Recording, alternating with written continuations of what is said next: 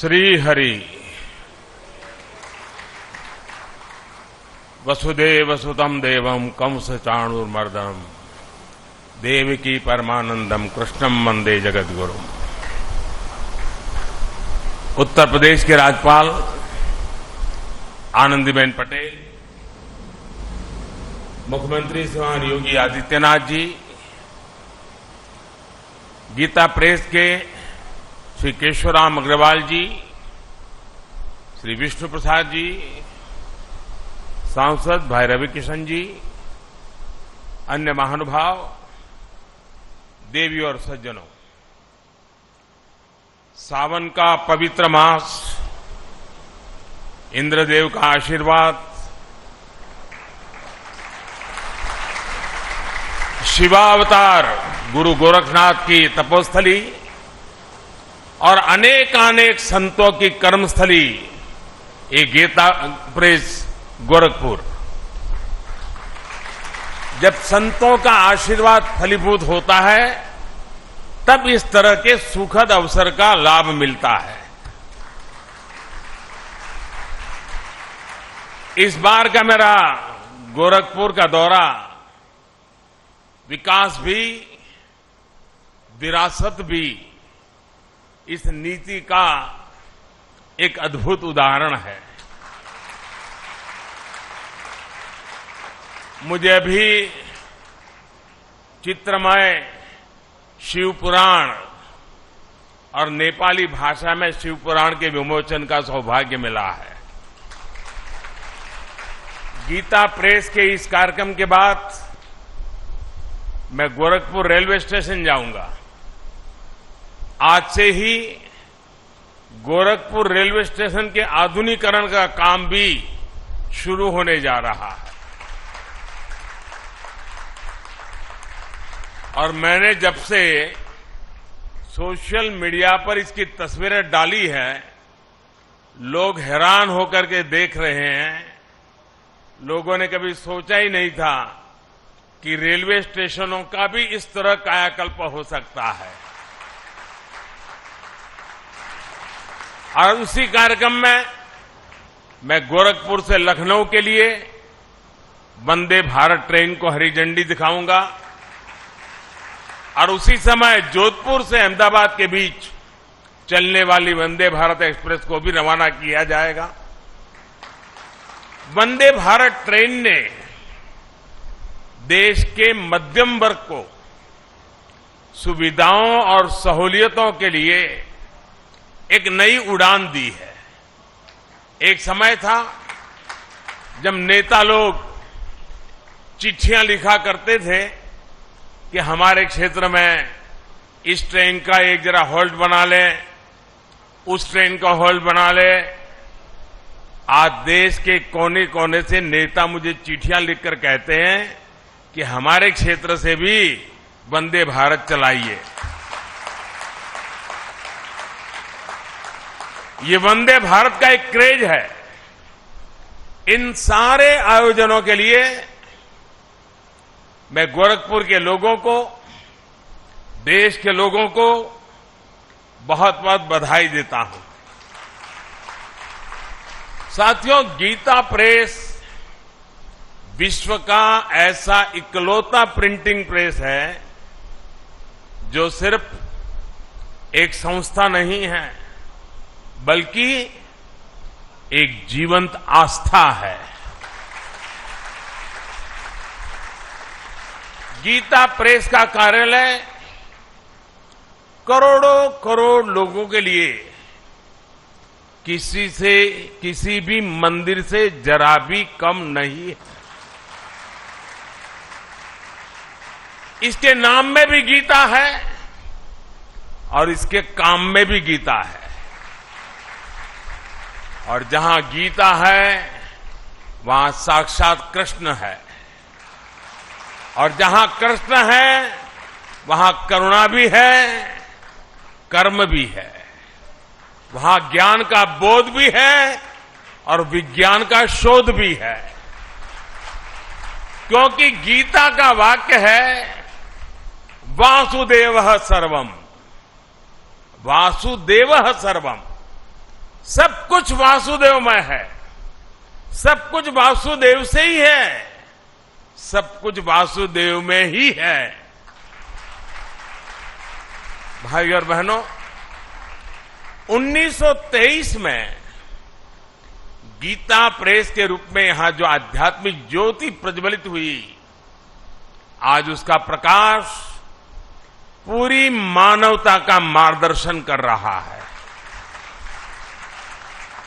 हमारा सौभाग्य है कि हम सभी इस मानवीय मिशन की शताब्दी के साक्षी बन रहे हैं। इस ऐतिहासिक अवसर पर ही हमारी सरकार ने गीता प्रेस को गांधी शांति पुरस्कार भी दिया है। गांधी जी का गीता प्रेस से भावनात्मक जुड़ाव था। एक समय में गांधी जी कल्याण पत्रिका के माध्यम से गीता प्रेस के लिए लिखा करते थे और मुझे बताया गया कि गांधी जी ने ही सुझाव दिया था कि कल्याण पत्रिका में विज्ञापन न छापे जाएं। कल्याण पत्रिका आज भी गांधी जी के उस सुझाव का 100% अनुसरण कर रही है।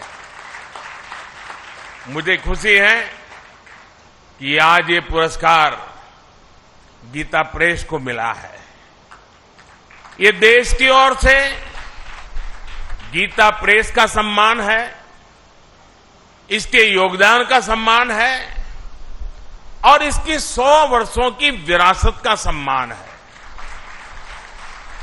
इन 100 वर्षों में गीता प्रेस द्वारा करोड़ों करोड़ों किताबें प्रकाशित हो चुकी है। आंकड़ा कभी कोई 70 बताता है, कोई 80 बताता है, कोई 90 करोड़ बताता है। ये संख्या किसी को भी हैरान कर सकती है और ये पुस्तकें लागत से भी कम मूल्य पर बिकती हैं, घर घर पहुंचाई जाती है। आप कल्पना कर सकते हैं इस विद्या प्रवाह ने कितने ही लोगों को आध्यात्मिक बौद्धिक तृप्ति दी होगी, समाज के लिए कितने ही समर्पित नागरिकों का निर्माण किया होगा। मैं उन विभूतियों का अभिनंदन करता हूं जो इस यज्ञ में निष्काम भाव से बिना किसी प्रचार के अपना सहयोग देते रहे हैं। मैं इस अवसर पर सेठ जी, श्री जयदयाल गोयनका जी और भाई जी श्री हनुमान प्रसाद पोद्दार जैसी विभूतियों के प्रति अपनी श्रद्धांजलि भी अर्पित करता हूं। साथियों, गीता प्रेस जैसी संस्था सिर्फ धर्म और कर्म से नहीं जुड़ी है, बल्कि इसका एक राष्ट्रीय चरित्र भी है। गीता प्रेस भारत को जोड़ती है, भारत की एकजुटता को सशक्त करती है। देश भर में इसकी 20 शाखाएं हैं। देश के हर कोने में रेलवे स्टेशनों पर हमें गीता प्रेस का स्टॉल देखने को मिलता है। 15 अलग अलग भाषाओं में यहां से करीब 1600 प्रकाशन होते हैं। गीता प्रेस अलग अलग भाषाओं में भारत के मूल चिंतन को जन जन तक पहुंचाती है। गीता प्रेस एक तरह से एक भारत श्रेष्ठ भारत की भावना को प्रतिनिधित्व देती है। साथियों, गीता प्रेस ने अपने 100 वर्षों की ये यात्रा एक ऐसे समय में पूरी की है जब देश अपनी आजादी के 75 वर्ष मना रहा है। इस तरह के योग केवल संयोग नहीं होते। 1947 के पहले भारत ने निरंतर अपने पुनर्जागरण के लिए अलग अलग क्षेत्रों में प्रयास किए। अलग अलग संस्थाओं ने भारत की आत्मा को जगाने के लिए आकार लिया। इसी का परिणाम था कि 1947 आते आते भारत मन और मानस से गुलामी की बेड़ियों को तोड़ने के लिए पूरी तरह तैयार हो गया। गीता प्रेस की स्थापना भी इसका एक बहुत बड़ा आधार बनी। 100 साल पहले का ऐसा समय जब सदियों की गुलामी ने भारत की चेतना को धूमिल कर दिया था। आप भी जानते हैं कि इससे भी सैकड़ों साल पहले विदेशी आक्रांताओं ने हमारे पुस्तकालयों को जलाया था। अंग्रेजों के दौर में गुरुकुल और गुरु परंपरा लगभग नष्ट कर दिए गए थे। ऐसे में स्वाभाविक था कि ज्ञान और विरासत लुप्त होने की कगार पर थे। हमारे पूज्य ग्रंथ गायब होने लगे थे। जो प्रिंटिंग प्रेस भारत में थे वो महंगी कीमत के कारण सामान्य मानवी की पहुंच से दूर थे। आप कल्पना करिए, गीता और रामायण के बिना हमारा समाज कैसे चला रहा होगा। जब मूल्यों और आदर्शों के स्रोत ही सूखने लगे तो समाज का प्रवाह अपने आप थमने लगता है। लेकिन साथियों, हमें एक बात और याद रखनी है, अधर्म और आतंक बलवान हुआ है। कितनी ही बार सत्य पर संकट के बादल मंडराए हैं, लेकिन तब हमें श्रीमद् भागवत गीता से ही सबसे बड़ा विश्वास मिलता है। यदा यदा ही धर्मस्य ग्लानिर्भवति भारत अभ्युत्थानम अर्धमस्य तदात्मानम सुजाम्यहम। अर्थात जब जब धर्म की सत्ता पर, सत्य की सत्ता पर संकट आता है, तब तब ईश्वर उसकी रक्षा के लिए प्रकट होते हैं। और गीता का 10वां अध्याय बताता है कि ईश्वर कितनी ही विभूतियों के रूप में सामने आ सकता है।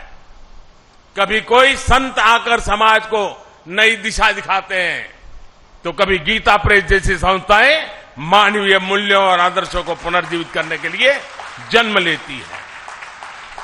इसलिए ही 1923 में जब गीता प्रेस ने काम करना शुरू किया तो भारत के लिए भी उसकी चेतना और चिंतन का प्रवाह तेज हो गया।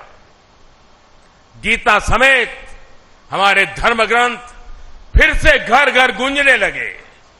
मानस फिर से भारत के मानस से हिलमिल गई। इस ग्रंथों से पारिवारिक परंपराएं और नई पीढ़ियां जुड़ने लगी।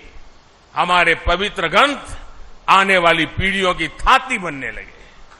साथियों, गीता प्रेस इस बात का भी प्रमाण है कि जब आपके उद्देश्य पवित्र होते हैं, आपके मूल्य पवित्र होते हैं, तो सफलता आपका पर्याय बन जाती है। गीता प्रेस एक ऐसा संस्थान है जिसने हमेशा सामाजिक मूल्यों को समृद्ध किया है, लोगों को कर्तव्य पथ का रास्ता दिखाया है।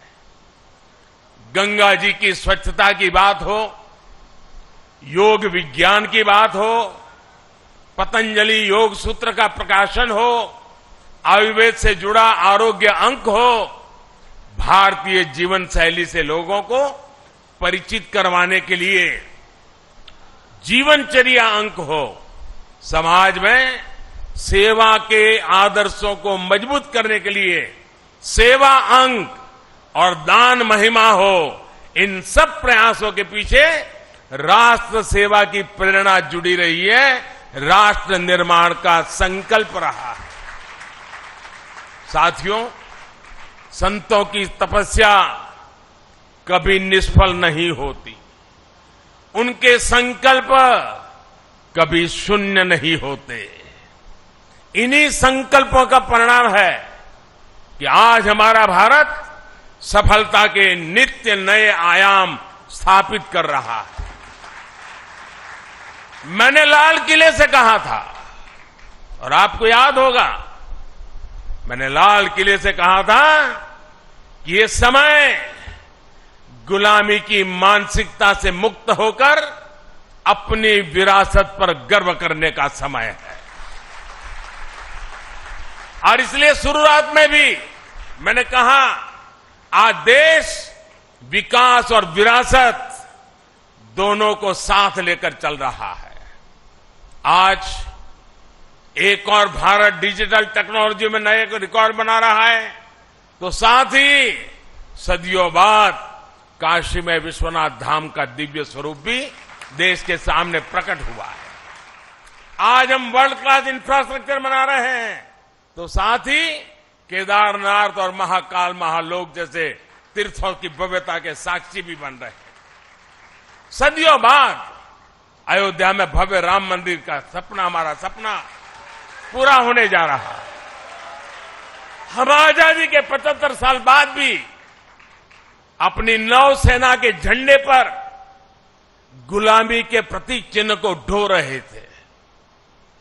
हम राजधानी दिल्ली में भारतीय संसद के बगल में अंग्रेजी परंपराओं पर चल रहे थे। हमने पूरे आत्मविश्वास के साथ इन्हें बदलने का काम किया है।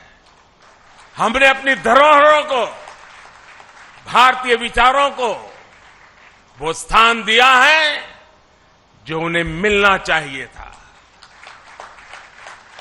इसलिए अब भारत की नौसेना के झंडे पर छत्रपति शिवाजी महाराज के समय का निशान दिखाई दे रहा है। अब गुलामी के दौर का राजपथ कर्तव्य पथ कर बनकर कर्तव्य भाव की प्रेरणा दे रहा है। आज देश की जनजातीय परंपरा का सम्मान करने के लिए देश भर में जनजातीय स्वतंत्रता सेनानी म्यूजियम बनाए जा रहे हैं। हमारी जो पवित्र प्राचीन मूर्तियां चोरी करके देश के बाहर भेज दी गई थी, वो भी अब वापस हमारे मंदिरों में आ रही है। जिस विकसित और आध्यात्मिक भारत का विचार हमारे मनीषियों ने हमें दिया है, आज हम उसे सार्थक होता हुआ देख रहे हैं। मुझे विश्वास है हमारे संतों, ऋषियों, मुनियों, उनकी आध्यात्मिक साधना भारत के सर्वांगीण विकास को ऐसे ही ऊर्जा देती रहेगी। हम एक नए भारत का निर्माण करेंगे और विश्व कल्याण की अपनी भावना को सफल बनाएंगे। इसी के साथ आप सभी का इस पवित्र अवसर पर मुझे आपके बीच आने का मौका दिया और मुझे भी इस पवित्र कार्य में कुछ पल के लिए क्यों नहीं आपके बीच बिताने का अवसर मिला। मेरे जीवन का यह सद्भाग्य है। आप सबका मैं फिर से एक बार हृदय से बहुत बहुत धन्यवाद करता हूं, बहुत बहुत शुभकामनाएं देता हूं।